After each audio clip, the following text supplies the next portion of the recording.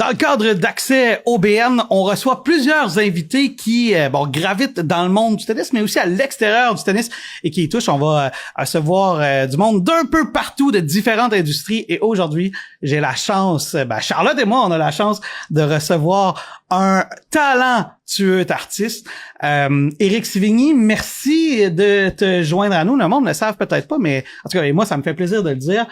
T'es un des peintres sportifs parce que c'est pas mal ton champ d'expertise les plus connus et surtout les plus talentueux. Donc, merci de te joindre à nous et merci de m'accorder cette entrevue. Écoute, un gros merci pour le gros compliment, puis merci à vous deux de m'accueillir ici là, au tournoi. Là, c'est vraiment cool. Ça me fait vraiment plaisir. Puis Charlotte et moi, tantôt on regardait ton Instagram, ton style particulier, on pourra en parler. Mais bon, évidemment, tu fais toutes sortes de choses. On va parler de ta carrière avant. Mais si je t'ai invité, c'est parce que je savais que tu avais un petit background de tennis. Peut-être que tu veux nous donner plus de détails sur une peinture que tu as fait sur des joueurs là, qui étaient pas très connus, mais que peut-être que les gens vont connaître.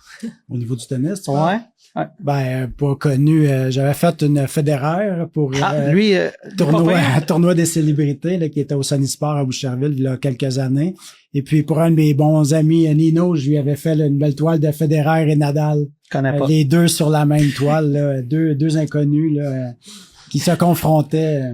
Vous allez pouvoir la voir à l'écran, là. On va la mettre en surimpression, ton travail, puis on va montrer aussi quelques trucs. Mais peut-être nous parler de ton processus créatif. Tu sais, quand tu t'installes devant une toile, quand tu t'installes devant un projet, tu sais, comme tu pars de comment, puis comment deviennent tes idées là pour créer finalement?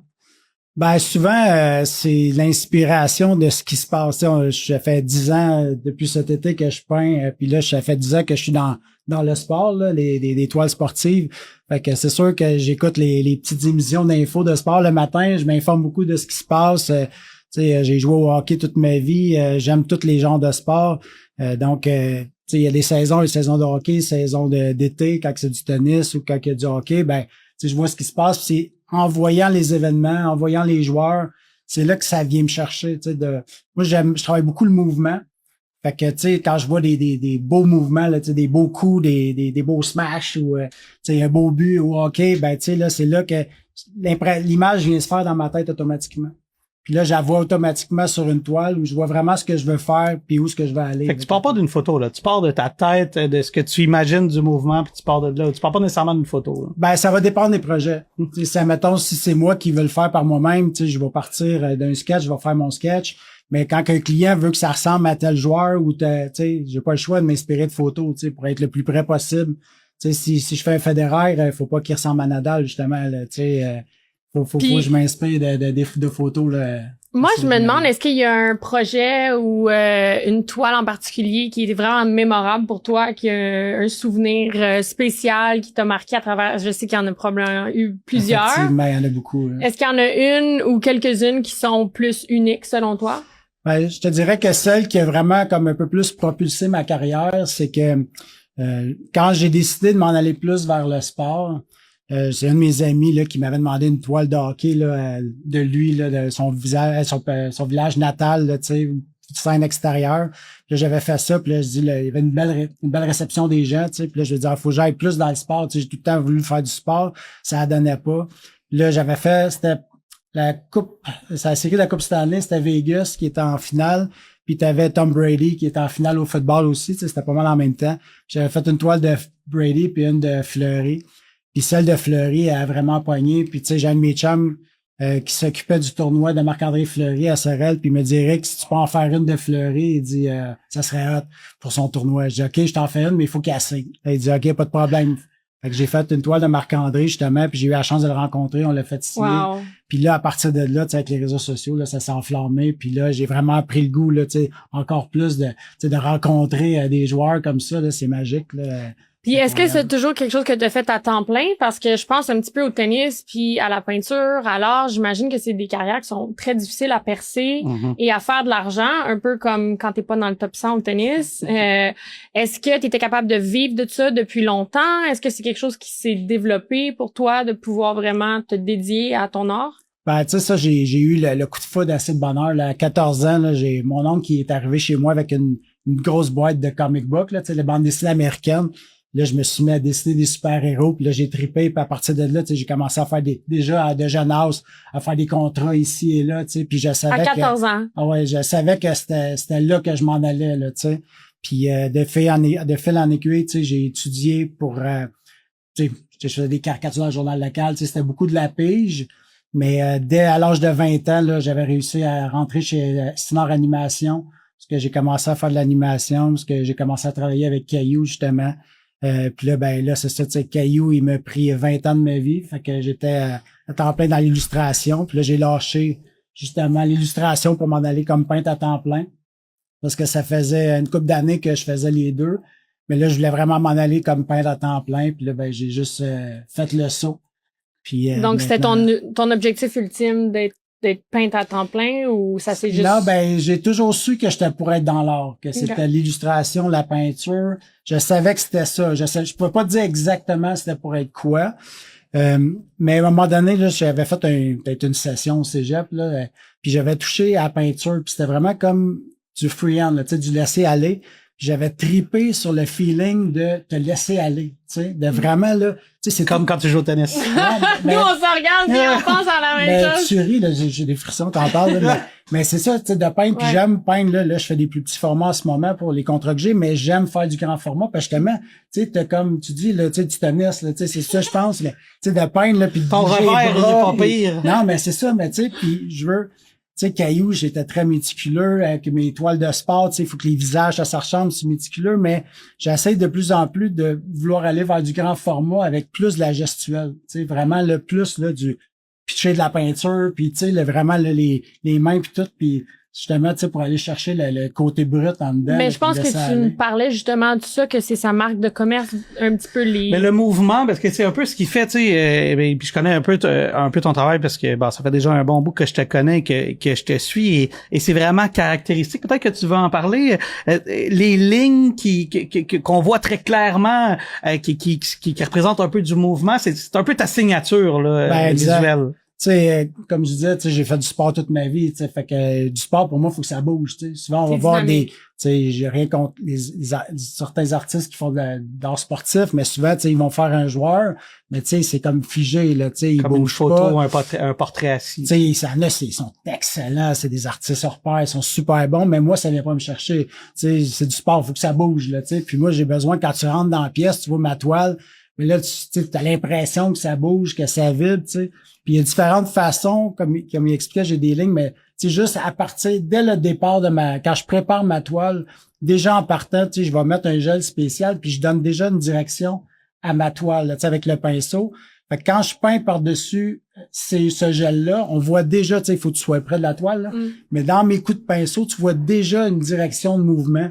Puis là, en plus, vers la fin, mais là, c'est ça, tu sais, je vais faire des lignes de suivi, mettons, tu sais, pour donner l'effet de vitesse. Je vais faire des splashes là, avec ma brosse à dents, tu sais, pour comme un peu des highlights, puis suivi. Puis pour certaines toiles, je vais prendre un crayon, puis tu sais, je vais justement comme faire du mouvement aussi, là, tu sais, la vibrance, si tu veux, là, pour tu sais, fait que sur différents layers, sur différents, tu sais, t'es capable d'avoir une certaine vitesse puis action, là. Peut-être si tu veux parler principalement de ton fédéral Nadal, ça fait quand même un petit bout. Là. Je suis sûr que tu as évolué comme peintre depuis, mais peut-être si tu veux expliquer aux gens, qu'est-ce que tu voyais de cette peinture-là, puis c'était quoi un peu le processus derrière. Si tu t'en souviens, là, même si ça fait un bout, puisqu'on est un podcast de tennis, puis après ça, on pourra parler de peut-être d'autres inspirations qui s'en viennent. Ben, tu sais, c'était quand même 2 grands champions, là, tu sais, fait que pour moi, tu sais, c'était important, tu sais, qu'ils soient, tu sais, quand on regarde la toile. Ouais, au niveau prestige, c'est ça, j'ai utilisé de la feuille d'or. Tu sais, souvent, je vais peindre, admettons, des toiles régulières comme on voit partout. Puis une autre façon que je fais, c'est que je peins sur du bois avec de la feuille d'or, avec un fini époxy. Fait que tu sais, ça rajoute un côté un peu plus glamour, si tu veux. Puis justement, c'est important pour moi d'utiliser de la feuille d'or pour montrer comme la prestance des joueurs. Puis tu sais, les joueurs sont la même grosseur, tu sais, les deux sont en action. Tu sais, je me rappelle plus s'ils sont dos à dos, face à face, mais tu sais, tu voyais qu'il y avait une certaine, tu sais, je pouvais pas les mettre loin, fait qu'il fallait qu'ils soient proches, mais même s'ils sont proches, t'as l'impression qu'ils jouent un contre l'autre, là, tu sais, qu'ils sont assez près. Fait que c'est un peu ça que je suis allé chercher, là, Puis je sais que tu travailles beaucoup dans le hockey, tu travailles avec Fanatics, notamment parce que maintenant tu fais pas juste de la toile, tu fais des objets de collection. Exact. Puis on pourra en reparler peut-être dans 1 ou 2 minutes, mais là, puisqu'on est dans le tennis, tu dis je m'inspire de l'actualité. Là, on t'amène ici, t'es juste au-dessus du central. Est-ce que ça t'inspire des choses? Est-ce que tu vois des trucs dans ta tête que tu te dis peut-être que ça pourrait être une toile pour l'année prochaine pour l'Omnium Banque Nationale 2027? Ben là, c'est sûr que là, on vient d'arriver. Ce soir, peut-être, tu vas t'inspirer. J'ai vu la salle des médias, là, puis juste pareil, là, quand on a marché, là, t'es en haut, là, puis là, je voyais toute la vue du stade, là, effectivement, là, tu sais, c'est trippant, là. Tu sais, l'atmosphère, c'est ça qui fait tripper le sport aussi, comment ça rapproche les gens, là, tu sais, pour moi, c'est important, tu sais, de justement, puis ce côté-là rassembleur, puis avant que je switch à l'art sportif, puis même quand j'ai décidé de m'en aller comme artiste peintre à temps plein, là, c'est que j'hésitais, tu sais, je me disais, on veut toujours faire un métier qui va amener quelque chose au monde, là, tu sais. Puis là, moi, j'avais fait une toile pour un de mes chums, puis lui, c'était une toile, c'était son père était décédé du cancer, puis ça, c'est quand j'habitais à Prague, puis lui, il avait déménagé là-bas, puis il avait écrit un poème à son père avant qu'il meure du cancer, blablabla. En tout cas, fait que là, j'avais fait une toile où il y avait le poème de son père, puis le sien. Puis lui, mon chum était même fié bâti, tu sais. Puis quand j'ai fait le dévoilement, écoute, il s'est mis à pleurer comme un bébé. Puis là, j'étais là, voyons donc. Fait que c'est venu me chercher. Puis c'est arrivé à quelques reprises où les gens étaient émotifs. Fait que là, j'ai catché que, OK, là, qu'est-ce que je fais? C'est pas un impact sur les gens. Puis quand je suis allé dans le sport, là, je me suis dit, vas-tu être capable d'aller chercher la même émotivité? Mais effectivement, écoute, le monde a pleuré plus souvent avec mes toiles de sport que des toiles ordinaires. Écoute, la première fois c'était arrivé où j'ai mes chums qui étaient bien émotifs, j'avais fait ces 2 gars qui jouaient ensemble un contre l'autre. Tu sais, un qui a joué mineur, l'autre avait joué junior majeur, mais tu sais, le fait de voir ces 2 gars, c'était émotif. Mais tu sais, autant qu'un gars, j'ai fait une toile de Tom Brady, là, tu sais, que c'est juste son idole, s'il met à pleurer. J'en ai un autre, lui avait été voir, j'avais fait Lamar Jackson, mais lui avait été voir Lamar Jackson, tu sais, la partie que tu sais, je l'avais fait dans une scène spéciale d'une partie. Lui, il est allé avec son gars. C'est la première partie qu'il allait voir avec son gars. Fait que, tu sais, ça va chercher vraiment une émotivité. Fait que, en étant dans des endroits comme ça, ben, tu sais, c'est sûr que, tu sais, ça vient chercher puis la machine à roule. Ben, c'est sûr que le sport, c'est rassembleur, comme tu dis, puis il y a plein d'histoires aussi derrière n'importe quel sport, n'importe quelle personne. Je suis sûre que tu ferais, on en a parlé hors d'onde, tu ferais une toile sur moi quand je jouais, ça me rendrait émotive. Mettons! Mais il prend plus de contrat, donc ça arrivera pas, mais je donne un exemple, ou bien mes parents, quand ils me regardaient jouer, je suis sûre que ça les rendrait émotifs, donc il y a toujours une manière d'aller influencer. Il est bien occupé, mais d'après moi, il y a toujours moyen de moyenner qui a des belles photos de l'époque que tu pourrais t'inspirer. Mais t'as raison, totalement raison. Puis moi, je travaille beaucoup dans le documentaire aussi, puis je me dis tout le temps la même chose. Je reste surpris que les gens, quand tu racontes leur histoire, parce que même dans le cadre d'une peinture, c'est un peu ça aussi. Des fois, tu racontes pas nécessairement l'histoire complète, mais tu racontes un moment dans le fond. Exact. Et puis ce moment-là, ben, il peut être plus ou moins significatif pour une personne. Puis quand tu viens chercher ce moment-là pour une personne, ben évidemment, si t'es capable de toucher ça, ben des fois tu te dis mission accomplie. Puis il y a pas juste. Moi, je trouve ça touchant quand moi je présente mon projet à des familles. Puis je suis sûr que c'est la même chose pour toi, mais de voir que pour eux, ben c'est un souvenir, tu sais, à la limite, peu importe ce que les autres en pensent, mais que pour eux c'est un souvenir incommensurable, ben tu sors de là avec le sentiment du devoir accompli. Puis souvent quand j'ai des contrats, des fois, tu sais, je rajoutais des petites affaires cachées, là, tu sais, mettons, là, juste qui est spécifique Easter à la egg, personne, spécifique à la personne qui m'a commandé la toile, là, tu sais, justement, puis ça tu sais, ils savent que, tu sais, c'est vraiment authentique à eux, là, parce que, tu sais, ces petits détails-là, ça leur appartient, là, ça appartient pas à personne d'autre. Est-ce que tous les artistes sont aussi humains, proches des gens, ou est-ce que ça, c'est quelque chose qui est Est-ce que tous les bons artistes sont comme ça? C'est peut-être ça la bonne question. D'après moi, faut que tu viens avec. C'est dur à dire parce qu'il y a des millions d'artistes sur la planète, là, tu sais, puis il y en a pas un qui est pareil, mais, tu sais, en général, un artiste devrait être une bonne personne, là, en général, mais il y a pour du toi, monde ça vient exécrable, il y en a partout. Ouais, malheureusement, il y en a dans le sport aussi. On peut te le confirmer. De Caillou à McDavid, à Marc-André Fleury, à Roger Federer, Rafael Nadal au podcast Sur la ligne, ta carrière, elle est absolument spectaculaire. Puis si on veut te suivre, si on veut t'engager, je sais que tu es occupé, mais mettons que les Robbie Omelette voudraient, mettons, t'engager, mettons. On te rejoint comment? Ben, le plus facile, c'est sur mon site web, ericsévigny.com. Puis à partir, vous pouvez descendre là, sur la page principale. Au bas de la page, j'ai tous mes réseaux sociaux. Là. Je suis LinkedIn, Twitter, voir Instagram, TikTok, name it. Sévigné Art sur Instagram. Oui. Fait que vous pouvez aller voir ses publications et non seulement ça, je vous invite à le faire. Tu ferais quoi sur une raquette? Parce que je sais que tu travailles sur beaucoup d'objets, tu travailles des ballons, des fois, mettons, tu avais une raquette à faire. C'est une raquette, là, le manche est très, très mince. Là. Faudrait remplir le tamis puis ouais, faudrait remplir les. Mais qu'est-ce que je fais? On est déjà parti, là. Mais j'ai une idée de projet, là, je peux pas en parler, là, mais j'ai une idée de projet au niveau du tennis, là, mais pour des raquettes, ce que je ferais probablement, là, mettons, je ferais sur une toile, je collerais plusieurs raquettes, puis je ferais de quoi, autour. Ouais, ou en dessous. Charlotte est allumée, là. Charlotte a beaucoup de raquettes, là, chez moi, là. Je peux t'en amener.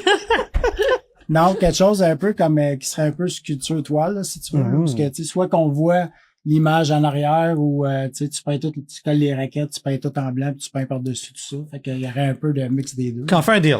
Tu peux pas nous le dire maintenant, mais on est les premiers que tu viens voir quand tu tournes des tennis. Deal? Puis tu viens d'en parler, on en faire la promo. Ben, c'est sûr que dans le meilleur des mondes, là, ça a fait 10 ans l'été passé, cet été. Non, ben, ça fait 10 ans cet été que je peins à temps plein. Là, j'avais prévu de faire une exposition, là, en septembre, mais là, je me suis cassé la jambe, au mois de mars. OK. Mettons que ça, ouais. Fait que mettons que ça a ralenti mes ardeurs. Fait que, mais j'aimerais ça, tu sais, dans le meilleur des mondes, d'être capable de faire peut-être une expo, peut-être l'année prochaine. Puis justement, en faisant une expo, j'aimerais être capable de montrer un peu de tous les médias puis les différents sports. On va garder un œil là-dessus. Bon, ben, ça nous fera. Vous allez être au courant, vous allez être invité. Bon, ben, ça va nous faire plaisir d'y aller. Puis, Charlotte, je te regardais pendant l'entrevue, puis t'étais tout souriante. Je pensais pas que tu tripais sur l'art comme ça. Je suis vraiment mauvaise. Je ferais jamais de faire une peinture ou une toile, mais j'aime beaucoup l'art. Puis, ça m'intéresse. On parle pas souvent de ça. Non, mais puis je suis content de le faire. Puis c'est pour ça que j'ai différents invités cette semaine que vous allez voir. Puis pour vrai, je pensais faire 7 minutes d'entrevue. Là, on doit être rendu à 20. Là. Puis je continuerai si on avait un temps infini. Puis il y a une autre chose que j'ai notée pendant l'entrevue, parce qu'elle était impressionnée qu'à 14 ans, tu savais ce que tu voulais faire. Ah, exact. Mais chose ici, là, 14 ans, t'as déjà une athlète professionnelle. Là. Fait que elle était comme quoi? Puis on réalise pas quand c'est nous. Non, c'est ça, visiblement, parce que t'étais déjà exactement ça. Toute surprise, mais dans le fond, moi, depuis que j'ai 5 ans... T'étais exactement ça. Éric Sévigny, merci infiniment. Bonne chance. On va aller à ton exposition. Puis dès que t'as une petite touche tennis, là, tu nous appelles, on va en faire la promotion, puis on va l'avoir. En te parlant, justement. Tu sais, je fais beaucoup de peinture sur des jerseys, là. Mais il y a des jerseys de tennis, là, un joueur de tennis là, qui signe son jersey. C'est pas l'autre Federer, exact, quelque chose du genre. Charlotte a sûrement des tops aussi. On est inspirant comme ça, on lui donne plein d'idées, j'adore ça. On est là pour ça. On est la source de la création. C'est ça qu'on va faire un encadre de Miam l'année prochaine. Eh ben, regarde, t'en veux-tu des idées? On est là. Merci beaucoup, Éric. Bonne chance, puis enjoy le tennis ce soir. Merci de m'avoir reçu. Merci.